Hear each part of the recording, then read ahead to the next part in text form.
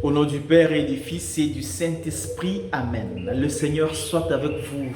Frères et sœurs, nous célébrons le 25e dimanche du temps ordinaire, année C. Les textes qui nous sont proposés en méditation nous disent que l'argent et les richesses ne doivent pas nous séparer de Dieu, ils ne doivent pas nous séparer des hommes.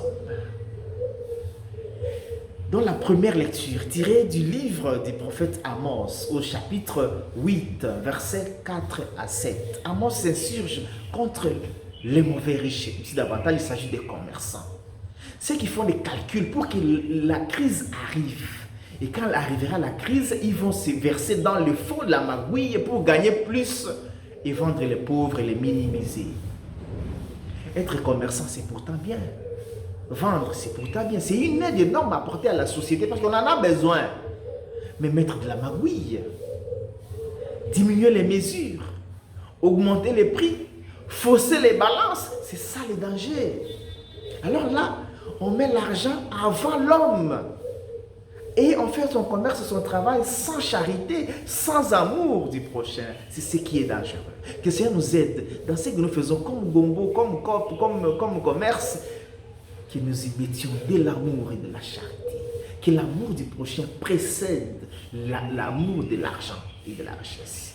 C'est vrai qu'il faut gagner quelque chose parce que le commerçant doit payer des taxes, il doit payer ceux qui travaillent avec lui, il y a les transports dedans, il faut mettre un peu d'intérêt, c'est normal, mais pas de manière exagérée, jusqu'à fausser des choses, vendre des pirateries, des mesures fausses. C'est ça le danger. Et le Seigneur dit, il n'oubliera pas ces méfaits-là.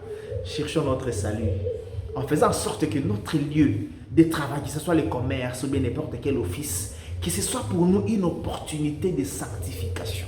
Et ça pour nous la route du ciel.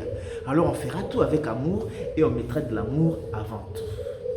Parce que les gens que nous négligeons aujourd'hui, que nous chosifions, que nous ne considérons pas, le Seigneur peut les élever. Le psaume le dit, le psaume 112 ou 113 qui nous est dit, dernière strophe. De la poussière, il relève les faibles. Il retire les pauvres de la cendre pour qu'ils siègent parmi les princes de son peuple. Au Congo, on dit Alokotakanase, Atomboli Likolo. Il change. Tu ne sais pas demain comment demain est fait, de quoi demain est fait. Celui qui te néglige aujourd'hui, demain, il peut être ton chef. Faisons du bien. Il suffit seulement de faire le bien. On n'a même pas à faire des... Il suffit seulement de faire le bien à tout le monde. Ne pas faire du mal. Partout où tu es, essaie seulement de faire du bien. Le Seigneur te récompensera.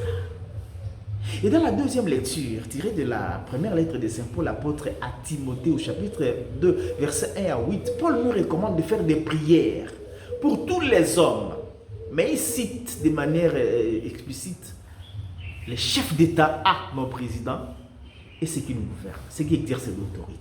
Mais pourquoi il les cite? Il a déjà dit tous les hommes. Parce qu'il pose problème. Il pose problème.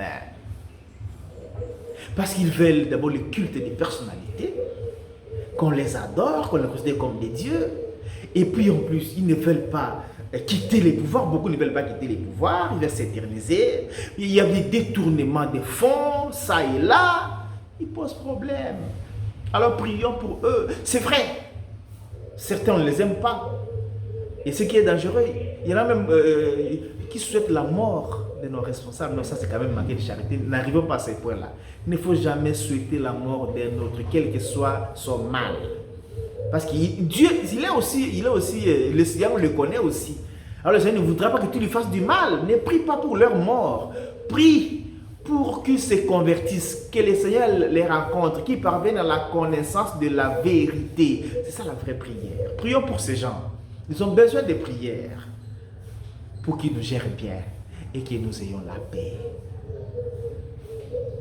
Parce que ce qui est dangereux aussi là, peut-être que c'est eux, mais ceux qui sont autour d'eux, leurs acolytes, leurs jaléloteurs, comme on le dit dans le jargon, ceux-là, il suffit que tu parles mal et que tu contredises leur leader, ce qu'ils appellent leur autorité morale.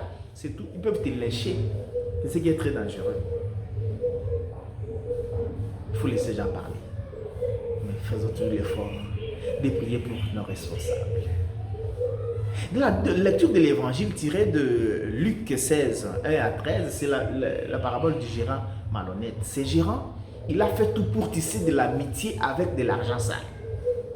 Parce qu'il a vu l'après-argent, l'après-pouvoir. Je serai comment? C'est ça qu'il faut mettre en tête. Après, tu deviendras quoi? Et qui nous aide à toujours être bon, comme tu l'as dit, faire du bien aux gens. Faire du bien aux gens. Parce qu'il y a l'après-pouvoir, mais il y a aussi le salut qu'il faut chercher. Déjà, tu as de l'argent sale. C'est déjà une infraction. C'est déjà mal devant le Seigneur.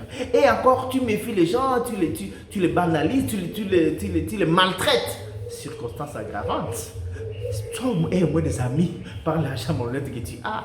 Et le Seigneur dit, tu ne peux pas servir Dieu et l'argent. Ici, l'argent devient l'opposé de Dieu, le rival de Dieu, quand l'argent occupe notre cœur, quand notre richesse occupe notre cœur, et jusqu'à nous faire penser que ce que nous sommes dépend de ce que nous avons. Non, notre argent, notre vie ne dépend pas de ce que nous possédons. Et la vie d'un homme ne dépend pas de ce qu'il possède. Les psaumes le disent aussi. Ta vie est entre les mains de Dieu. Alors fais tout pour que ce que tu possèdes ne te sépare pas de Dieu. Que ce que tu possèdes ne te sépare pas des hommes. Bon dimanche à toutes et à tous. Que Dieu Tout-Puissant vous bénisse. Le Père, le Fils et le Saint-Esprit. Amen.